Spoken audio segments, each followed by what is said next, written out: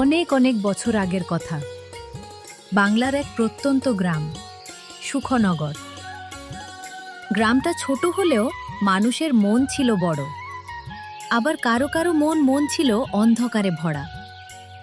এই গ্রামেই থাকতেন এক বৃদ্ধ মানুষ। নাম তার রামকিশোর দত্ত।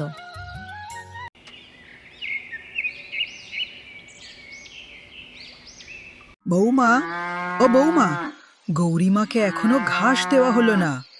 কি করছো ঘরের মধ্যে? গৌরী যে চিৎকার করছে। এই বুড়োটা সকাল সকাল শুরু করে দিয়েছে।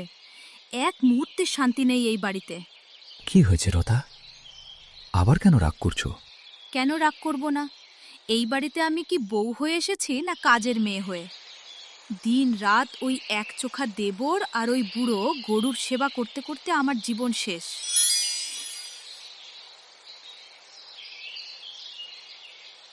বৌমা, এখনো গৌরীকে ঘাস দেওয়া হলো না কেন?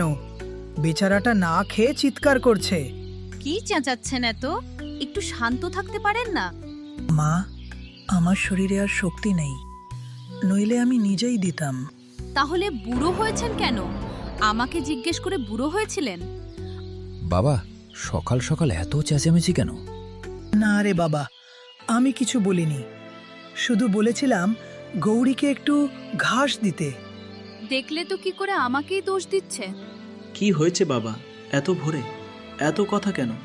কোথায় গিয়েছিলি এত সকালে? বাজারে গিয়েছিলাম বাবা, ক্ষেতের জন্য কিছু জিনিস আনতে। তোর লজ্জা করে না?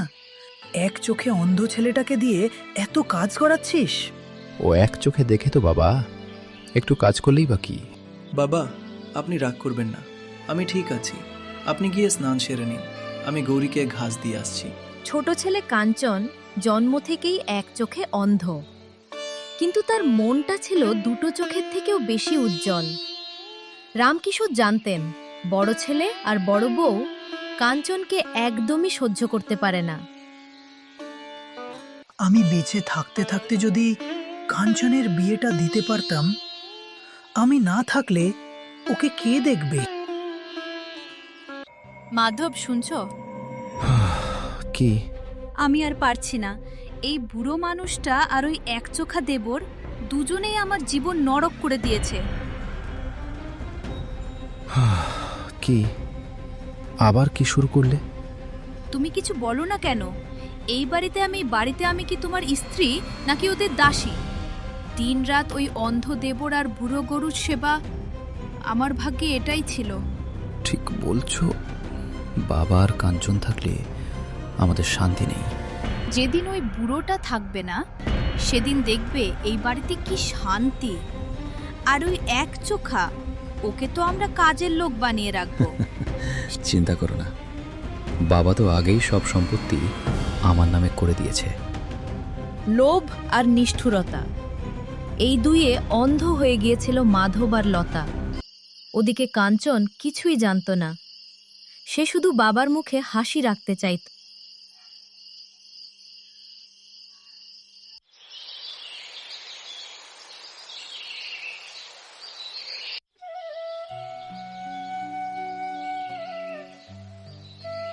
কাঞ্চন, আজ একটু তাড়াতাড়ি ফিরিস বাবা। কেন বাবা? মনটা কেমন করছে? তোকে চোখের আড়াল করতে ভয় লাগে। আমি ঠিক আছি বাবা, ঈশ্বর আমার সঙ্গে আছেন। এই বলে গড়িকে নিয়ে জঙ্গলের দিকে রওনা দিল। জঙ্গলের পথে কিছুক্ষণ হাঁটার পর গরিমা, এই জায়গাটাতেই ঘাস খা, দূরে যাবি না। আমি ওই গাছের নিচে গিয়ে একটু আরাম করি। কাঞ্চন গাছের নিচে বসে। হঠাৎ কান্নার শব্দ। কাঞ্চন চমকে ওঠে।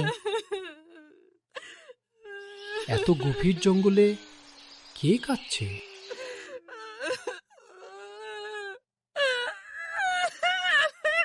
এই মেয়ে, তুমি কে? এখানে একা একা কাঁদছো কেন?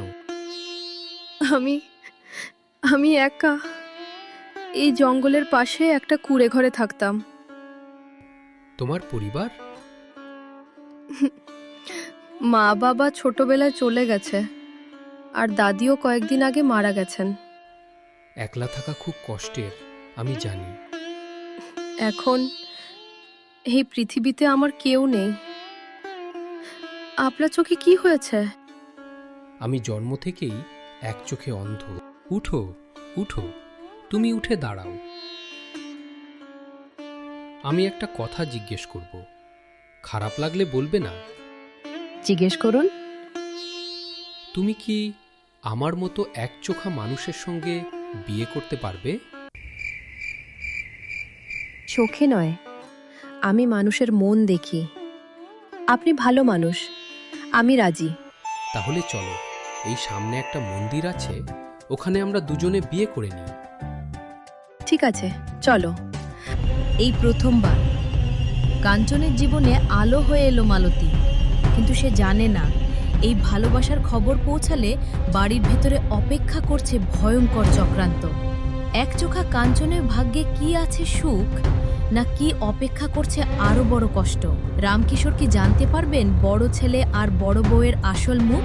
আর মালতী, সে কি সত্যিই কাঞ্চনের জীবনের আশ্রয় হবে, নাকি তার আগমনেই বদলে যাবে সবকিছু? এইসব প্রশ্নের উত্তর জানতে অবশ্যই শুনুন পার্ট 2, কারণ পার্ট 2তেই শুরু হবে গল্পের আসল ঝড়।